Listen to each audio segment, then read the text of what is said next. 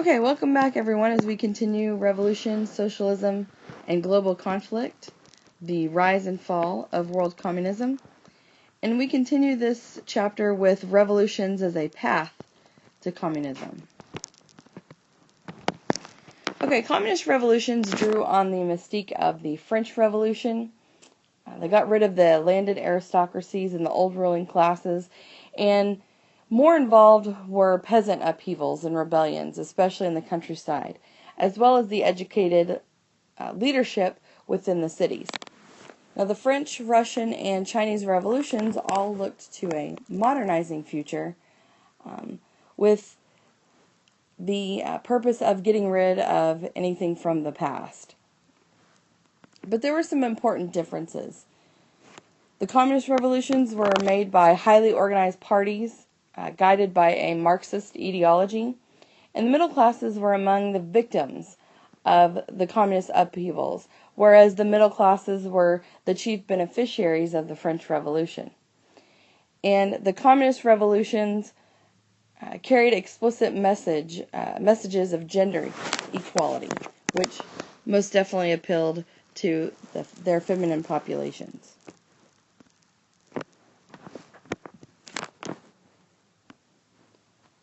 Okay, Russia.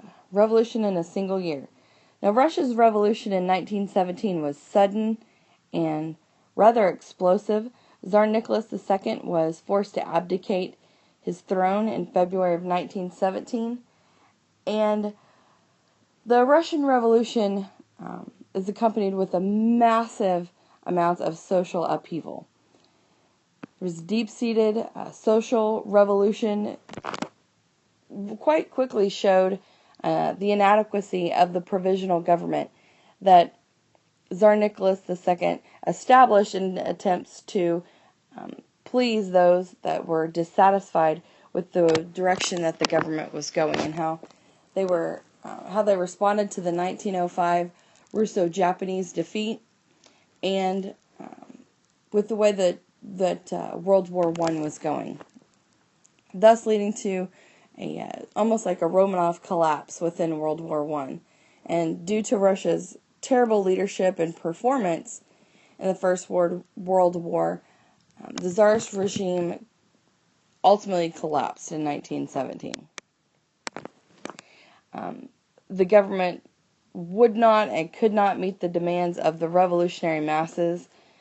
They refused to withdraw from World War I as many Russians wanted to, and to focus on their problems at home.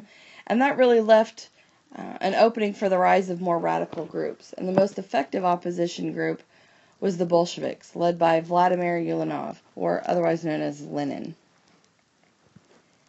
Now, the provisional government that was established basically was a continuation of chaos.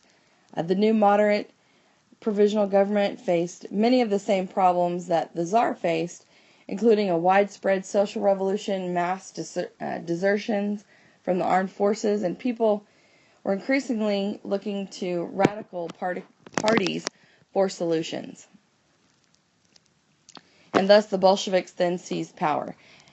In the fall of 1917, the radical socialists known as the Bolsheviks are the ones that seized power in a successful coup. They claimed to act on behalf of the Soviets, and the 3-year civil war that followed, it was the Bolsheviks versus a variety of enemies. And by 1921, the Bolsheviks, now calling their party communists, had won. Okay, here's a map that shows the areas of peasant rebellions in 1917, and these areas are indicated in the purple shaded areas. And then the centers of the Bolshevik activity in 1917 are indicated by the hammer and sickle icon.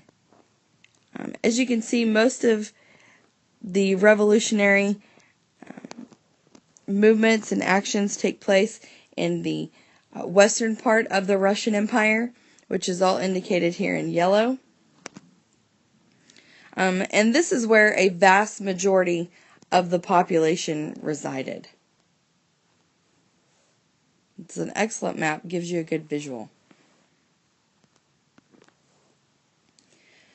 Okay, during the Civil War, the Bolsheviks were able to regiment the economy.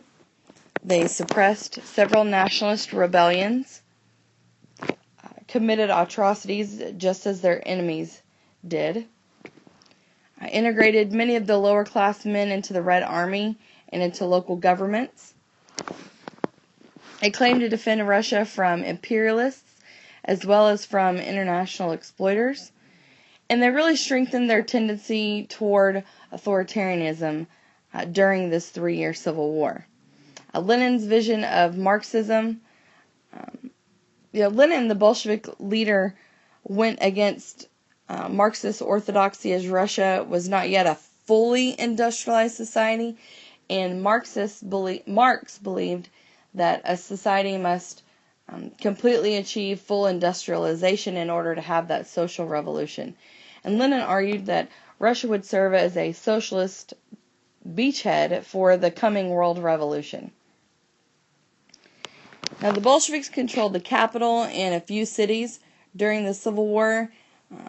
They had to fight this brutal civil war against all kinds of enemies that were essentially all just summed up as anti-Bolshevik forces. Now, while the violence of the war furthered existing authoritarian tendencies in the party and led to some rather violent acts, the Bolsheviks, who then changed their name, like I said, to the Communists, did win over many supporters with their social reforms and the opportunities that were awarded to many.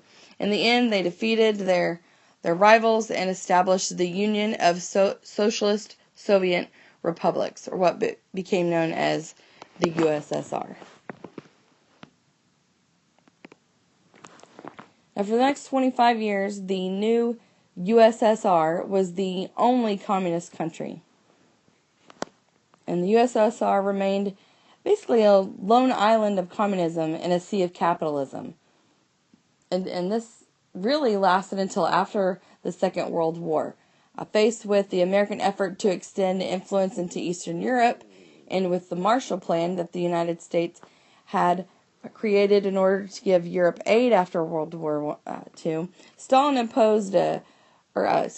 War I, Stalin imposed a Communist Party-run government in Eastern Europe. And Yugoslavia, which was not occupied by the Red Army during the war, was the only communist state that was not under Stalin's control. So there was this expansion into Eastern Europe thanks to the Soviet occupation at the end of World War II. And Stalin thought he was really looking for a buffer of friendly governments in Eastern Europe. Of course, the imposition of communism that came from the outside accompanied this. And the local communist parties had some domestic support, but most of it came from the Soviets. And like I said, Yugoslavia, their communist government emerged with very little Soviet help. Alright, China. A prolonged revolutionary struggle. So we see a quick transition to communism in the Soviet Union, and now we're going to look at a much rather longer process in China. Communism won in China in 1949, but that was after quite a long struggle. The Chinese imperial system had collapsed in 1911, and the Chinese Communist Party, or the CCP, was not founded until 1921. And over the next 28 years, the CCP grew immensely and transformed its strategy under Mao Zedong. Now, unlike Russia, where intellectuals had debated the ideas of Marx and socialism for decades, China did not have a communist party until 1921. And even then, it only had maybe 50, 60, 70 members, less than 100. And initially, they were a rather small movement and existed only in the larger cities on the coast. They had a formidable enemy in the Kuomintang, or the Nationalist Party, also known as the Kuomintang. As you can see, I've given you the two different spellings for the Nationalist Party, which ruled China after 1928. Chiang Kai-shek led the Kuomintang and promoted a modern development, especially in the cities. Now, while the Bolsheviks overthrew the provisional government, the Chinese Communist Party faced a larger and fairly well-equipped Chinese Nationalist Party. Like I said, led by Chiang Kai-shek, and he was an army officer. And the nationalists enjoyed the financial support of the landowning classes and the industrialists and the ones that, the factory owners, the ones making money with their developments. And in 1927, Chiang Kai-shek launched a campaign of anti-communist terror that killed many CCP members and drove the rest out of the cities. And thus the countryside remained impoverished because the modern development only existed within those cities. And so as the CCP is driven from the cities, they develop a whole new strategy. They look to the peasants for support as opposed to city workers and the factory workers, which is what happened in the Soviet Union. And they only gradually, or very slowly, won respect and support of the peasants. In the countryside, the CCP was forced to rely on the peasants in these small villages far removed from the areas controlled by the Kuomintang. And while this was not a social context that Orthodox Marxists could see as fertile ground for a revolt, the CCP had no choice but to work with the peasantry. They exploited the tensions between the peasants and the landlords, hoping to gain peasant support, and they engaged in many public works projects and built a peasant-based guerrilla fighting force, trying to instill hope in many of the peasants. And they also gained years of crucial experience governing the provinces and the villages in the outlying areas of China.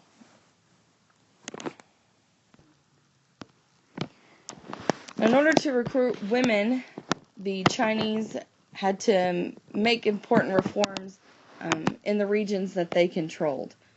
They outlawed arranged marriages, made divorce easier, gave women the right to vote and own property, and men and women received equal shares during the early land reform initiatives. And even women's associations were promoted, but male reactions led to some modifications to some of those freedoms. And during this period in the countryside and in the Long March, Mao Zedong rose up as a rather charismatic leader of the struggling party, and he developed a theory for guerrilla fighting and saw the peasants as a revolutionary force, and he spearheaded this revision of Marxism.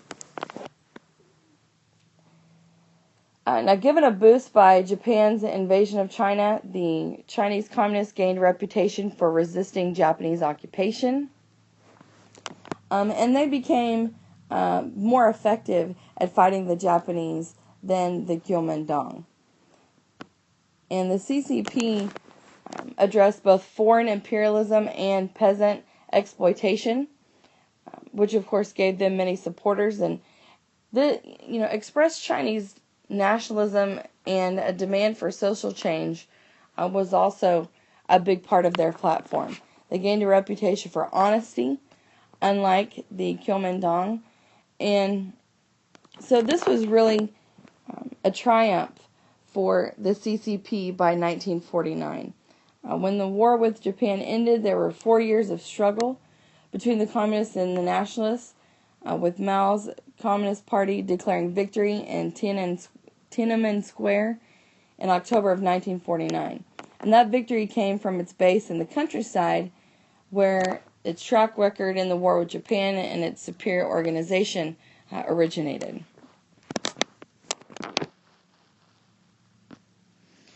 Okay, and here is another map giving you the visuals of, or a visual of the communists and their movements and where they had established in China. And you can see in these red shaded areas, this was before 1934. So just shortly after the fall of Imperial China. And in purple is the Yan'an base. That's in the latter half of the 1930s and the beginnings of 1940s. And you can see this massive area here in orange are from the Japanese conquests. The Japanese invasion, which I believe began in 1937, the CCP grew in size and importance, and membership jumped into the millions, and had many soldiers in the Red Army and the militias. And the Communist Party's strategy and their strength lay in its knowledge of guerrilla warfare and its ability to operate behind Japanese lines, which, of course, gave them a lot of their support.